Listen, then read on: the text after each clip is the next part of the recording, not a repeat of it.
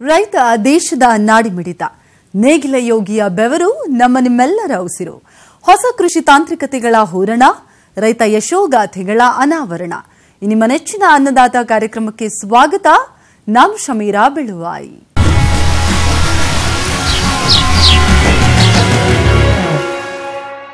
ಪ್ರತಿಯೊಂದು ಪೂಜಾ ಕಾರ್ಯ ಮತ್ತು ವಿವಿಧ ಕಾರ್ಯಕ್ರಮಗಳಲ್ಲಿ ಹೂ ಬೇಕೇ ಬೇಕು.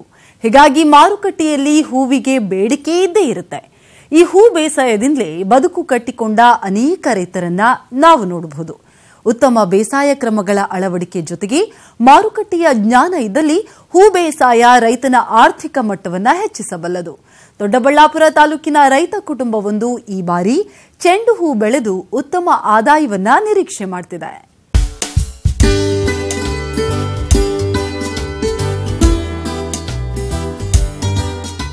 ಇಲ್ಲಿ ನೀವು ನೋಡ್ತಾ ಇರೋದು ಸುಮಾರು 4 ಎಕರೆ ಜಮೀನು. ಇದರ ಒಡೆಯ ಇವರೇ ವೆಂಕಟೇಶ್. ಇವರು ವೆಂಕಟೇಶ್ ಪತ್ನಿ ಚಂದ್ರಕಲಾ. ಬೆಂಗಳೂರು ಗ್ರಾಮಾಂತರ ಜಿಲ್ಲೆ ದೊಡ್ಡಬಳ್ಳಾಪುರ ತಾಲೂಕಿನ ಅಂತರಹಳ್ಳಿ ಗ್ರಾಮದ ನಿವಾಸಿಗಳು. ಮೂಲತಃ ಕೃಷಿಕರಾದ ಇವರು ಒಂದೇ ಬೆಳೆ ಮೇಲೆ ಅವಲಂಬನೆಯಾಗಿಲ್ಲ. ಇರೋ ಜಮೀನಿನಲ್ಲಿ ಕಾಲಕ್ಕೆ ತಕ್ಕಂತೆ 10 ತರಕಾರಿ ಬೆಳೆಗಳನ್ನ ಬೆಳೀತಾರೆ. ಈ ಬಾರಿ ಚಿಲ್ಲರೆ ಬೆಳೆಗಳ ಜೊತೆ ಚೆಂಡು ಹೂ ಬೆಳೆದು ಅದೃಷ್ಟ ಪರೀಕ್ಷೆ ನಡೆಸಿದ್ದಾರೆ.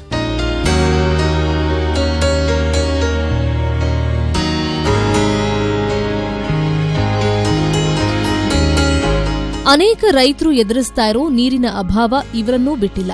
ಹೀಗಾಗಿ ಹನಿ ನೀರಾವರಿ ಅಳವಡಿಸಿಕೊಂಡು ಅತಿ ಕಡಿಮೆ ನೀರಲ್ಲೇ ಬೆಳೆಗಳನ್ನ ನಿರ್ವಹಣೆ ಮಾಡ್ತಾ ಇದ್ದಾರೆ. ಖಾಸಗಿ ಕಂಪನಿಯ ಅಧಿಕ ಇಳುವರಿ ಸಾಮರ್ಥ್ಯವಿರೋ ಚೆಂಡು ಹೂ ತಳಿಯನ್ನ ಆಯ್ದುಕೊಂಡಿರೋ ವೆಂಕಟೇಶ್ ಸುಮಾರು 5,000 ಸಸಿಗಳನ್ನ ನಾಟಿ ಮಾಡಿದ್ದಾರೆ. ಇಲ್ಲಿ ರೈತರು ಹೆಚ್ಚು ರಸಗೊಬ್ಬರಗಳನ್ನ ಬಳಕೆ ಮಾಡೋದಿಲ್ಲ. ಕೊಟ್ಟಿಗೆ ಮತ್ತು ಎರೆಹುಳು ಗೊಬ್ಬರವನ್ನ ಅಧಿಕ ಪ್ರಮಾಣದಲ್ಲಿ ಉಪಯೋಗಿಸಿ ನಿರ್ವಹಣೆ ಮಾಡ್ತಾ ಇದ್ದಾರೆ. ಪ್ರಸ್ತುತ ಚೆಂಡು ಹೂವಿನ ಕೊಯ್ಲು ಶುರುವಾಗಿದ್ದು ಪ್ರತಿದಿನ ಸರಾಸರಿ 5 ಕ್ವಿಂಟಾಲ್ನಷ್ಟು ಹೂವನ್ನ ಮಾರಾಟ ಮಾಡ್ತಿದ್ದಾರೆ. ಈಗ ಹಬ್ಬದ ದಿನಗಳಾಗಿರೋದ್ರಿಂದ ಕೆಜಿಗೆ 40 ರಿಂದ 50 ರೂಪಾಯಿ ಬೆಲೆ ಸಿಗ್ತಾ ಇದ್ದು ಒಳ್ಳೆ ಆದಾಯ ಗಳಿಸ್ತಾ ಇದ್ದಾರೆ ವೆಂಕಟೇಶ್. ಈಗ ಚೆಂಡು ಹೂ ಅಂತ ಮಾಡಿದ್ದೀವಿ. ಇದು ನಮಗೆ ಸೀಸನ್ನಲ್ಲಿ ನೋಡ್ಕೊಂಡು ನಾವು ಇದನ್ನು ಬೆಳೆದಿದ್ದೀವಿ. ಆಮೇಲೆ ಇದಕ್ಕೆ ನಾವು ಡ್ರಿಪ್ಪು ಪೈಪು ಅಳವಡಿಸಿದ್ದೀವಿ. ಏನು ಯಥೇಚ್ಛವಾಗಿ ನಮ್ಮ ಕಡೆ ನೀರು ಸಿಗೋದಿಲ್ಲ. ಇರೋದ್ರ ಸ್ವಲ್ಪ ನೀರಲ್ಲೇ ಡ್ರಿಪ್ಪಲ್ಲೇ ಹನಿ ನೀರಾವರಿ ಬಳಸುತ್ತಾ ಆಮೇಲೆ ನ್ಯಾಚುರಲ್ ಆಗಿ ನಾವು ಎರೆಹುಳು ಗೊಬ್ಬರ, ಈ ಕೊಟ್ಟಿಗೆ ಗೊಬ್ಬರ ಅಂತಲೇ ಯೂಸ್ ಮಾಡ್ತೀವಿ. ಆ ಥರ ಮಾಡಿ ಇವಾಗ ಫಸಲು ಬಂದಿದೆ, ಒಳ್ಳೆ ಇದು ಇದೆ, ರೇಟು ಇದೆ. ಇದು ಅಲ್ದಿರ ತರಕಾರಿನೂ ಮಾಡ್ತೀವಿ. ಅದು ಸೀಸನ್ನಿಗೆ ನೋಡ್ಕೊಂಡು ತರಕಾರಿಗಳನ್ನು ಒಂದು ಅರ್ಧ ಎಕರೆಗೆ ಉಳ್ಳಿ ಗಿಡ ಇರ್ಬೋದು, ಟೊಮೊಟೊ ಇರ್ಬೋದು, ಸೌತೆ ಗಿಡ ಇರ್ಬೋದು, ಈ ಥರ ಮಾಡ್ತಗೊಂಡು ಓದ್ತಾ ಇದ್ದೀವಿ. ಇದರಲ್ಲಿ ನಮಗೆ ವಾರ್ಷಿಕ ಒಳ್ಳೆಯ ಆದಾಯನೂ ಬರ್ತಾಯಿದೆ. ನಮ್ಮ ಜೀವನಾಂಶಕ್ಕೂ ಏನು ಕೊರತೆ ಇಲ್ದಿರ ಇದು ಮಾಡ್ತಾಯಿದ್ದೀವಿ. ನಮಗೆ ಒಂದು ಟ್ರಿಪ್ಪಿಗೆ ಆವರೇಜು ಒಂದು ದಿವಸಕ್ಕೆ 600 ರಿಂದ 700 ಕ್ವಿಂಟೋಲು ಸಿಗ್ತಾಯಿದೆ. 40 ರಿಂದ 50 ರೂಪಾಯಿ ಒಂದು ಕೆಜಿಗೆ ಸಿಗ್ತಾಯಿದ್ದೀವಿ. ಇದಕ್ಕೆ ಹೂವಿನದಕ್ಕೆ ಅಷ್ಟೊಂದು ನಮಗೇನು ದುಬಾರಿ ಹೆಚ್ಚು ಏನು ಕಾಣಿಸೋದಿಲ್ಲ. ಇದು ಡ್ರಿಪ್ಪು ಇರೋದೇಸೆ ಡ್ರಿಪ್ಪಲ್ಲಿ ಎಂಥ ನೀರು ಲೇಬರ್ಸ್ಗಳು ನಮಗೇನು ಬೇಕಾಗಲ್ಲ. ಫಸ್ಟಿಗೆ ಯಾರು ಹಾಕೋದಕ್ಕೆ ಮಾತ್ರ ಲೇಬರ್ಸ್ ಬೇಕಾಗ್ತಾರೆ. ಇನ್ನು ಬಿಡ್ಸೋಕ್ಕೂ ಏನು ಈಸಿ ಇದೆ ನಮಗೆ. ಅತ್ತ ಯಥೇಚ್ಛವಾದ ಖರ್ಚೇನು ಬರೋದಿಲ್ಲ.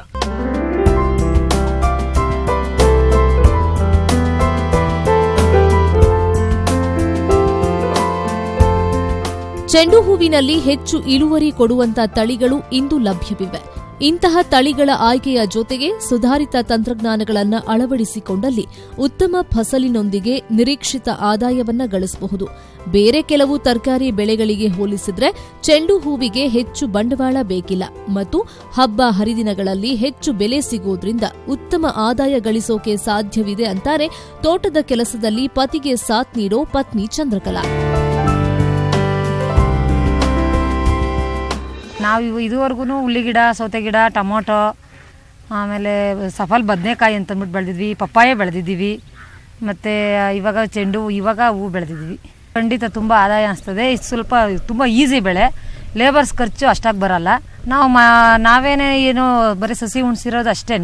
ಮಣ್ಣು ಕೊಡಬೇಕಾದ್ರೆ ಬುಡಕ್ಕೆ ಅಷ್ಟೇ ಲೇಬರ್ಸ್ ಬೇಕಾದರು. ಆಮೇಲೆಲ್ಲ ಗಿಡ ಹೂ ಕೀಳಕ್ಕೆ ಮಾತ್ರ ಒಂದು ಗಂಟೆ 2 ಅವರಲ್ಲೇ ಕಿತ್ತಾಕ್ಬಿಡ್ಬೋದು. ನಾವು ಇದು ತುಂಬ ಈಸಿ ಬೆಳೆ, ಆದಾಯ ಚೆನ್ನಾಗೈತೆ.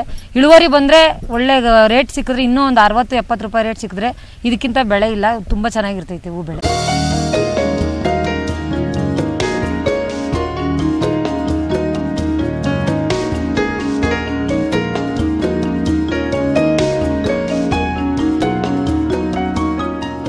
ಇನ್ನು ವೆಂಕಟೇಶ್ ಮತ್ತು ಚಂದ್ರಕಲಾ ಅವರ ಕೃಷಿ ಕೆಲಸಕ್ಕೆ ಆಸರಿಯಾಗಿ ನಿಂತಿರೋದು ಅಂಬರೀಶ್. ಕೈಕಾಲು ಗಟ್ಟಿಯಾಗಿರೋರೇ ಕೆಲಸ ಮಾಡದೆ ಮೈಗಳ್ಳತನ ಮಾಡ್ತಾರೆ. ಆದ್ರೆ ಕಾಲಿನ ಸಮಸ್ಯೆ ಇದ್ರೂ ಯಾವುದೇ ಅಳುಕಿಲ್ಲದೆ ನಾಟಿಯಿಂದ ಹಿಡಿದು ಮಾರುಕಟ್ಟೆಗೆ ಸಾಗಿಸುವವರೆಗೆ ಎಲ್ಲಾ ರೀತಿಯ ಸಹಾಯ ಮಾಡ್ತಾರೆ ಅಂಬರೀಶ್. ಒಂದೇ ಬೆಳೆ ಮೇಲೆ ಅವಲಂಬನೆಯಾಗುವ ಬದಲು ಮಿಶ್ರ ಬೆಳೆ ಪದ್ಧತಿ ಅನುಸರಿಸೋದು ಹೆಚ್ಚು ಸೂಕ್ತ. ಇದರಿಂದ ರೈತ ನಷ್ಟಕ್ಕೆ ಗುರಿಯಾಗೋದು ತಪ್ಪುತ್ತೆ ಅನ್ನೋದು ಅಂಬರೀಶ್ ಅವರ ಅನುಭವದ ನುಡಿ.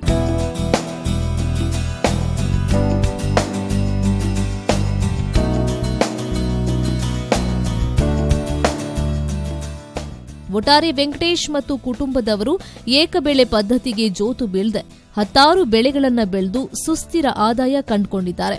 ಈ ಬಾರಿ ಚೆಂಡು ಹೂ ಕೂಡ ಉತ್ಕೃಷ್ಟವಾಗಿ ಬಂದಿದ್ದು ಉತ್ತಮ ಆದಾಯ ಗಳಿಸೋ ನಿರೀಕ್ಷೆಯಲ್ಲಿದೆ ಈ ಕೃಷಿ ಕುಟುಂಬ. ಕ್ಯಾಮರಾಮನ್ ರಮೇಶ್ ಜೊತೆ ನವೀನ್, ನ್ಯೂಸ್ 18 ಕನ್ನಡ, ಚಿಕ್ಕಬಳ್ಳಾಪುರ. ಬ್ರೇಕ್ನ ನಂತರ ಅನ್ನದಾತ ಕಾರ್ಯಕ್ರಮಕ್ಕೆ ಮತ್ತೊಮ್ಮೆ ಸ್ವಾಗತ. ಇಂದು ಕಬ್ಬಿನ ಬೇಸಾಯದಲ್ಲಿ ಹಲವಾರು ಆಧುನಿಕ ತಂತ್ರಜ್ಞಾನಗಳು ಬೆಳಕಿಗೆ ಬಂದಿವೆ. ಕಳೆದ ಕೆಲವು ವರ್ಷಗಳಿಂದ ಕಬ್ಬಿನ ತುಂಡುಗಳ ಬದಲು ಸಸಿಗಳನ್ನು ನಾಟಿಗೆ ಬಳಸೋದನ್ನ ನೋಡಬಹುದು. ಸಾಮಾನ್ಯವಾಗಿ ಬಹಳಷ್ಟು ರೈತರು ನರ್ಸರಿಗಳಿಂದ ಸಸಿಗಳನ್ನು ಖರೀದಿಸುತ್ತಾರೆ. ಹೀಗಾಗಿ ಸಸಿಗಳ ಮೇಲೆಯೇ ಹೆಚ್ಚು ಖರ್ಚು ಮಾಡ್ತಾ ಇದ್ದಾನೆ ರೈತ. ಇದನ್ನರಿತ ಕೆಲ ರೈತರು ತಾವೇ ಕಡಿಮೆ ಖರ್ಚಿನಲ್ಲಿ ಸಸಿಗಳನ್ನು ಬೆಳೆಸಿಕೊಂಡು ನಾಟಿ ಮಾಡ್ತಾ ಇದ್ದಾರೆ. ಚಿಕ್ಕೋಡಿ ತಾಲೂಕಿನ ರೈತರೊಬ್ಬರು ಈ ಸುಲಭ ವಿಧಾನವನ್ನ ಅನುಸರಿಸಿ ಇದರಿಂದ ಹೆಚ್ಚು ಪ್ರಯೋಜನವನ್ನ ಪಡೆದುಕೊಳ್ತಾ ಇದ್ದಾರೆ.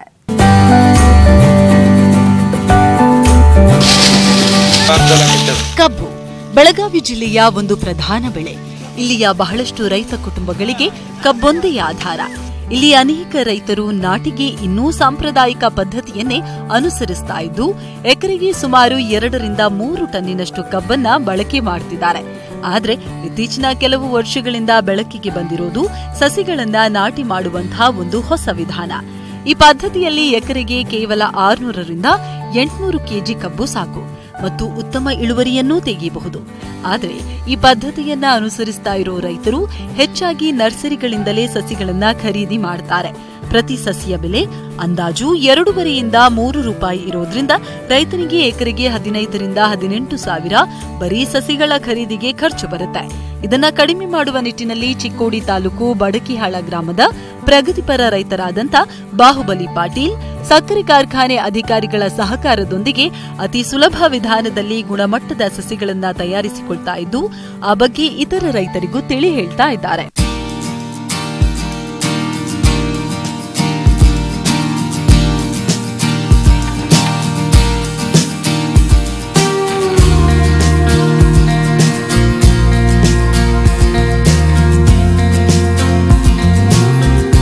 ಸಸಿಗಳನ್ನು ರೆಡಿ ಮಾಡಿಸಿ ನಾವು ಇಲ್ಲಿ ಬೆಳೆಯುವಾಗ 600 ರಿಂದ 800 ಕೆಜಿ ಅಷ್ಟೇ ನಮ್ಮ ಕಬ್ಬು ಉಪಯೋಗಿಸ್ತಾ ಇದ್ವಿ.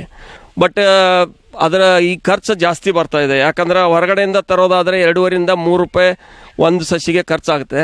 1 ಎಕರೆಗೆ 6300 ಅಥವಾ 6000 ಸಸಿ ಹತ್ತವೆ 4.5 ಫುಟ್ದಿಂದ ಸ್ಪೇಸಿಂಗ್ನಿಂದ.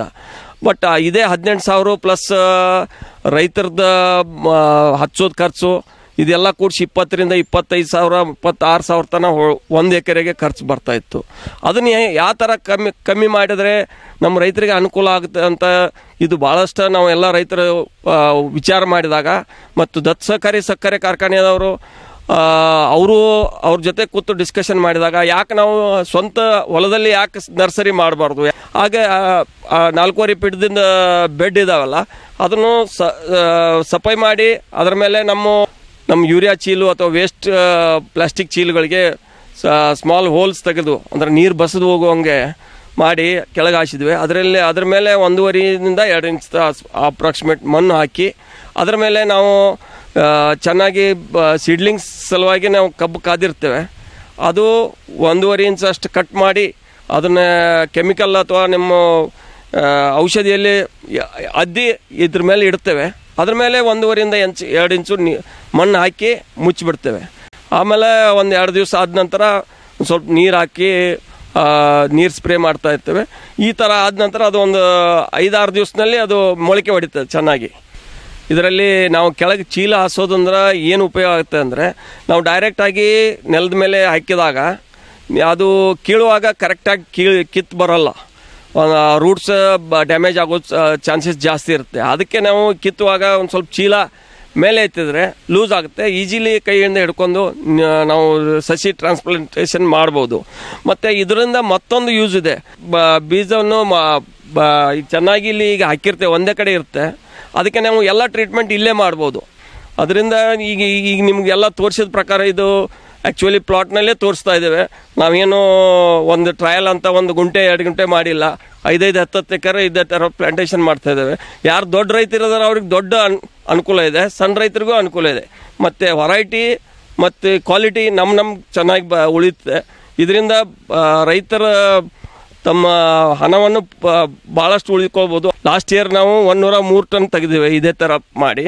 ಅದಕ್ಕೆ ಈ ಸಲ ಮತ್ತೆ ಅದೇ ಜಾಸ್ತಿ ಮಾಡಿ ಈ ಥರ ಮಾಡ್ತಾ ಇದ್ದೇವೆ. ಈ ಸಲನೂ 105 ಟನ್ ತನ ಆಗ್ಬೋದು ಅಂತ ನಮ್ದು ಅಂದಾಜು.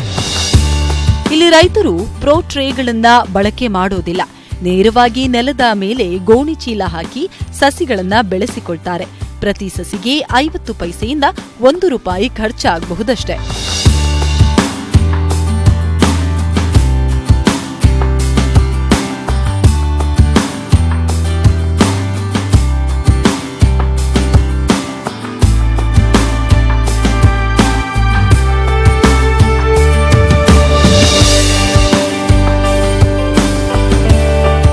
ಬಾಹುಬಲಿ ಪಾಟೀಲ್ ಅವರು 20ರಿಂದ 22 ದಿವಸ ವಯಸ್ಸಿನ ಗುಣಮಟ್ಟದ ಸಸಿಗಳನ್ನ ನಾಟಿ ಮಾಡ್ತಾರೆ. ಹೀಗಾಗಿ 20 ದಿವಸ ಮುಂಚೆಯೇ ಕಬ್ಬು ಕಟಾವಾಗಿ ಕಾರ್ಖಾನೆ ಸೇರೋದ್ರಿಂದ ಹಣ ಕೂಡ ಬೇಗನೆ ಕೈ ಸೇರುತ್ತೆ ಅಂತಾರೆ ರೈತರು. ನಾವು 20ರಿಂದ 22 ದಿವಸ ಆದ ನಂತರ ಈ ಸಸಿ ನಾವು ಹೊಲದಲ್ಲಿ ಪ್ಲಾಂಟೇಷನ್ ಮಾಡಲಿಕ್ಕೆ ರೆಡಿಯಾಗಿರುತ್ತೆ. ನಾವು 4.5 ಫೂಟ್ದಿಂದ ಸಾಲು ಬಿಟ್ಟಾಗ ಅಲ್ಲಿವರೆಗೆ 20 ದಿವಸ ನಮಗೆ ನಮ್ಮ ನೆಲ ರೆಡಿ ಮಾಡ್ಕೊಳ್ಳಿಕ್ಕೆ ಅನುಕೂಲ ಆಗುತ್ತೆ.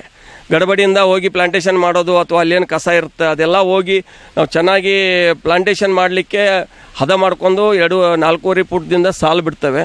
ಆಮೇಲೆ ಪ್ರತಿ 2 ಫೂಟಿಗೆ ಒಂದು ಗುದ್ಲಿಯಿಂದ ಮುಂದೊಬ್ಬರೊಬ್ಬರು ಮಾರ್ಕಿಂಗ್ ಮಾಡ್ಕೊತು ಅಥವಾ ಒಂದು ಸ್ವಲ್ಪ ಕಚ್ಚ ಹೊಡ್ಕೊತ ಹೋಗ್ತಾರೆ. ಅದರಲ್ಲಿ ಇವೇ ಪ್ಲಾಂಟ್ಸ್ ಹೋದು ನಾವು ಪ್ಲಾಂಟೇಷನ್ ಮಾಡ್ತೇವೆ. ಆಮೇಲೆ 2ನೇ ದಿವಸ ನಾವು ಅದಕ್ಕೆ ಡ್ರೆಂಚಿಂಗ್ ಅಂತ ಹ್ಯೂಮಿಕ್ ಆ್ಯಸಿಡು ಅಥವಾ ನೋವಾನು ಒಂದು ಸ್ವಲ್ಪ ಮಿಕ್ಸ್ ಮಾಡಿ ನಾವು 2ನೇ ದಿವಸ ಹಾಕ್ತೇವೆ. ತದನಂತರ ನಾವು ಫರ್ಟಿಲೈಸರು ಅದು ಇದು ಮುಂದೆ 8-10 ದಿವಸ ಆದಮೇಲೆ ಮೊಳಕೆ ಮುಂದೆ ಬೆಳೆದ ನಂತರ ನಾವು ಅದಕ್ಕೆ ಟ್ರೀಟ್ಮೆಂಟ್ ಕೊಡ್ತಾ ಹೋಗ್ತೇವೆ. ಇದರಿಂದ ನಮ್ದು 20-25 ದಿವಸ ಮುಂಚೆನೇ ಶುಗರ್ ಫ್ಯಾಕ್ಟ್ರಿಯವರು ಪ್ಲಾಂಟೇಷನ್ ಹಿಡಿತಾರೆ. ಆ ದಿವಸ ನಾವು ಈಗ ಗಣಿಕೆ ಕಟ್ ಮಾಡಿ ಇಲ್ಲಿ ಹಾಕಿರ್ತೇವಲ್ಲ ಆ ಡೇಟ್ ಹಿಡಿತಾರೆ. ಮುಂದೆ ಕಟಿಂಗ್ ಮಾಡಲಿಕ್ಕೇ ಇದು 1 ತಿಂಗಳ ಮುಂಚೆನೇ ಬರುತ್ತೆ. ಈ ಒಂದು ಪದ್ಧತಿಯಿಂದ ಈ ದೊಡ್ಡ ರೈತರಿಗೆ, ಈಗ ಹೊಳಿ ದಂಡಿಗೆ ರೈತರು 10 ಎಕರೆ 20 ಎಕರೆ 30 ಎಕರೆ ಇಂಥ ದೊಡ್ಡ ರೈತರು ಇದ್ದಾರೆ. ಅದು ಹೊಲ ತಯಾರು ಮಾಡ್ಕೊಳ್ಳಿಕ್ಕೇ ಟೈಮ್ ಭಾಳ ಆಗುತ್ತೆ. ಆ ಟೈಮ್ನಲ್ಲಿ ಇವರು ಸಸಿ ಬೆಳ್ಕೊಂಡು ಸ್ವಂತ ಬೆಳ್ಕೊಂಡು ಅಲ್ಲಿ ಈ ಥರ ಮಾಡಿದರೆ ಅವ್ರಿಗೆ ಹಣನೂ ಉಳಿತಾಯ ಆಗ್ತದೆ. ಯಾಕಂದ್ರೆ ಈಗ ಹೊರಗಡೆಯಿಂದ ನಾವು ಸಸಿ ತರಬೇಕಾದ್ರೆ ಕ್ಯಾಶ್ ಆ್ಯಂಡ್ ಕ್ಯಾರಿ ಮಾಡಬೇಕಾಗುತ್ತೆ, ಆರ್ಡ್ರ್ ಕೊಡಬೇಕಾಗುತ್ತೆ, 1 ತಿಂಗಳ ಮುಂಚೆ ಆರ್ಡ್ರ್ ಕೊಡಬೇಕಾಗುತ್ತೆ. ಆಮೇಲೆ ಆ ಸಸಿ ಯಾವ variety correct sugar cane use ಮಾಡಿದಾರ ಇಲ್ಲ ಅನ್ನೋದು ನಮ್ಗೆ ಕಾನ್ಫಿಡೆನ್ಸ್ ಇರಲ್ಲ. ಕೆಲವೊಂದು ಯಾರು ನರ್ಸರಿಯವರು ಅಗದಿ ಕಾನ್ಫಿಡೆನ್ಸ್ ಇದ್ದಾರೆ. ಬಟ್ ಈಗ ಎಲ್ಲರ ಕಡೆನೂ ಒಂದೇ ಟೈಮ್ನಲ್ಲಿ ಸಸಿ ಸಿಗೋಂಗಿಲ್ಲ. ಆ ಟೈಮ್ನಲ್ಲಿ ನಾವೇ ಸ್ವಂತ ಮಾಡ್ಕೊಂಡು ಇದೊಂದು ಮಾಡಿದರೆ ಅರ್ಧಕ್ಕಿಂತ ಹೆಚ್ಚು ನಮ್ಮ ಹಣ ಉಳಿತಾಯ ಮಾಡ್ಕೋಬೋದು ಅಂತ ನಾನು ಡೆಫಿನೆಟ್ ಆಗಿ ಹೇಳ್ತಾ ಇದ್ದೇನೆ.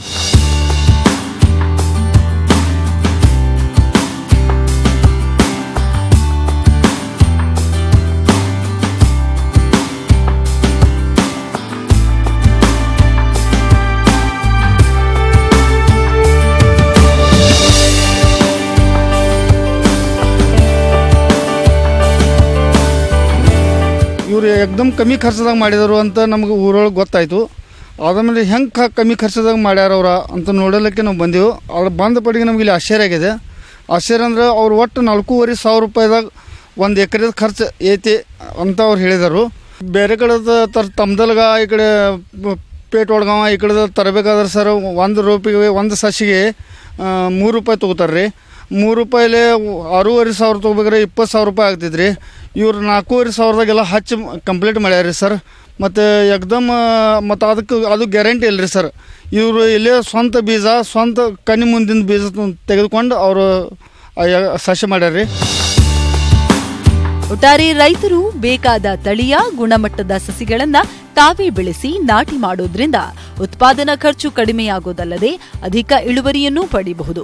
ಬಾಹುಬಲಿ ಪಾಟೀಲ್ ಕಳೆದ ವರ್ಷ ಇದೇ ವಿಧಾನವನ್ನು ಅನುಸರಿಸಿ ಬೆಳೆಯನ್ನ ವೈಜ್ಞಾನಿಕವಾಗಿ ನಿರ್ವಹಣೆ ಮಾಡಿ ಎಕರೆಗೆ 100 ಟನ್ ಇಳುವರಿ ಪಡೆಯುವಲ್ಲಿ ಯಶಸ್ವಿಯಾಗಿದ್ರು.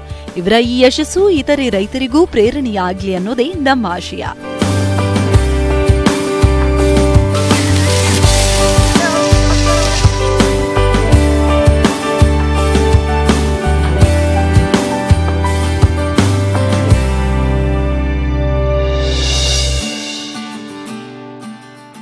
ವಿರಾಮದ ನಂತರ ಅನ್ನದಾತ ಕಾರ್ಯಕ್ರಮಕ್ಕೆ ಮತ್ತೊಮ್ಮೆ ಸ್ವಾಗತ.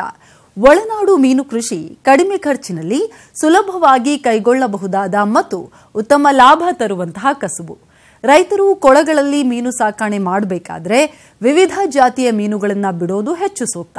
ಸಾಮಾನ್ಯವಾಗಿ ಮಿಶ್ರ ಮೀನು ಸಾಕಣೆ ಪದ್ಧತಿಯಲ್ಲಿ ಭಾರತೀಯ ಮತ್ತು ವಿದೇಶಿ ತಳಿಗಳನ್ನು ಸಾಕಣೆ ಮಾಡಲಾಗುತ್ತೆ. ಮುಖ್ಯವಾಗಿ 3 ಭಾರತೀಯ ಮೀನುಗಳು ಹೆಚ್ಚು ಪ್ರಚಲಿತದಲ್ಲಿದ್ದು ಅವು ವಿಶೇಷ ಗುಣಗಳನ್ನು ಹೊಂದಿವೆ.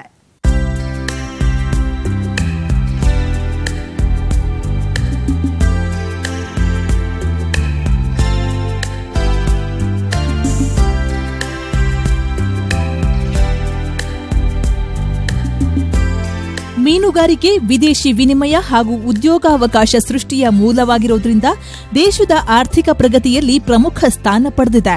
ಕರ್ನಾಟಕ ಸುಮಾರು 6 ಲಕ್ಷ ಹೆಕ್ಟೇರ್ಗಳಷ್ಟು ಒಳನಾಡು ಜಲಸಂಪನ್ಮೂಲವನ್ನ ಹೊಂದಿದ್ದು ಕಳೆದ 5-6 ವರ್ಷಗಳ ಸರಾಸರಿ ಮೀನು ಉತ್ಪಾದನೆ ಅಂದಾಜು 6 ಲಕ್ಷ ಟನ್.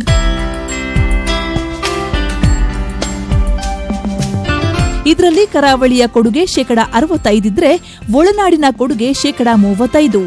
ಒಳನಾಡು ಮೀನುಗಾರಿಕೆಯಲ್ಲಿ ಸಾಮಾನ್ಯವಾಗಿ 3 ಮುಖ್ಯ ಭಾರತೀಯ ತಳಿಗಳನ್ನ ಪಾಲನೆ ಮಾಡಲಾಗುತ್ತೆ. ಅವುಗಳಂದ್ರೆ ಕಾಟ್ಲಾ, ರೋಹು ಮತ್ತು ಮೃಗಾಲ್. ದೇಶದಲ್ಲಿ 80% ಈ ಭಾರತೀಯ ಗೆಂಡೆ ಮೀನುಗಳನ್ನ ಸಾಕಣೆ ಮಾಡಲಾಗುತ್ತೆ. ಇವು ಕೆಲವು ವಿಶೇಷತೆಯಿಂದ ಕೂಡಿದ್ದು ಮಿಶ್ರ ಮೀನು ಸಾಕಣೆಯಲ್ಲಿ ಇವುಗಳ ಪಾತ್ರ ಪ್ರಮುಖವಾದುದು.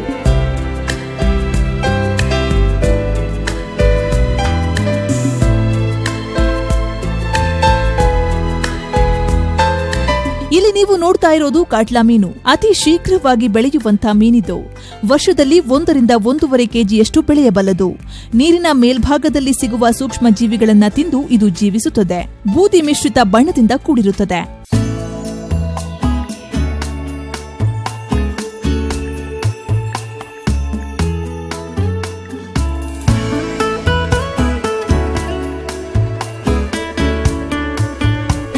ಇದು ರೋಹು ಮೀನು. ವರ್ಷಕ್ಕೆ ಸರಾಸರಿ 1 ಕೆಜಿಯಷ್ಟು ಬೆಳೆಯುತ್ತೆ. ನೀರಿನ ಮಧ್ಯಭಾಗದಲ್ಲಿ ಸಿಗುವ ಕೊಳೆತ ಸಾವಯವ ಆಹಾರ ಮತ್ತು ಪ್ರಾಣಿಜನ್ಯ ಪದಾರ್ಥವನ್ನು ತಿಂದು ಬೆಳೆಯುವಂತಹ ಮೀನಿದು. ಇದರ ತಲೆ ಚಿಕ್ಕದಾಗಿದ್ದು ದೇಹ ಉದ್ದವಾಗಿರುತ್ತದೆ. ಇದು ತುಂಬಾ ರುಚಿಕರವಾಗಿದ್ದು ಜನ ಹೆಚ್ಚು ಇಷ್ಟಪಡ್ತಾರೆ.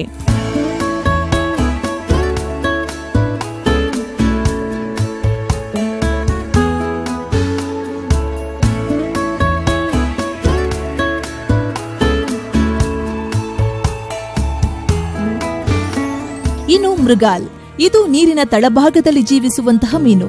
ಕೊಳೆತ ಸಾವಯವ ಪದಾರ್ಥವನ್ನ ತಿಂದು ಬೆಳೆಯುತ್ತೆ. ತಲೆ ಚಿಕ್ಕದಾಗಿ ದೇಹ ಉದ್ದವಾಗಿರುತ್ತೆ ಮತ್ತು ಬೂದಿ ಮಿಶ್ರಿತ ಕೆಂಪು ಬಣ್ಣದಿಂದ ಕೂಡಿರುತ್ತದೆ. ವರ್ಷಕ್ಕೆ ಸರಾಸರಿ 750 ಗ್ರಾಂನಿಂದ 1 ಕೆಜಿಯಷ್ಟು ಬೆಳೆಯಬಲ್ಲದು.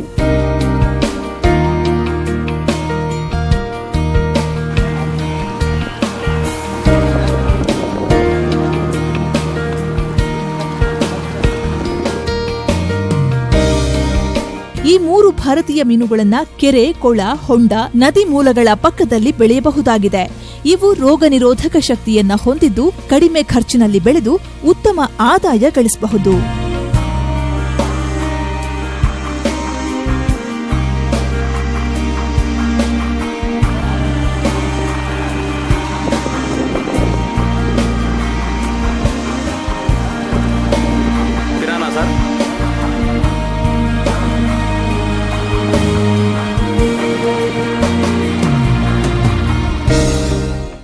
ರೈತ ಬಾಂಧವರೇ, ಇಂದಿನ ಅನ್ನದಾತ ಕಾರ್ಯಕ್ರಮ ನಿಮಗೆ ಇಷ್ಟವಾಯಿತು ಅಂದ್ಕೊಳ್ತೀವಿ. ಮತ್ತಷ್ಟು ಮಾಹಿತಿಗಳೊಂದಿಗೆ ನಾಳೆಯ ಅನ್ನದಾತ ಕಾರ್ಯಕ್ರಮದಲ್ಲಿ ಭೇಟಿಯಾಗೋಣ. ಅಲ್ಲಿವರೆಗೂ ನೋಡ್ತಾ ಇರಿ ನ್ಯೂಸ್ 18 ಕನ್ನಡ. ಜಾಲ ನಮ್ಮದು, ಬಲ ನಿಮ್ಮದು.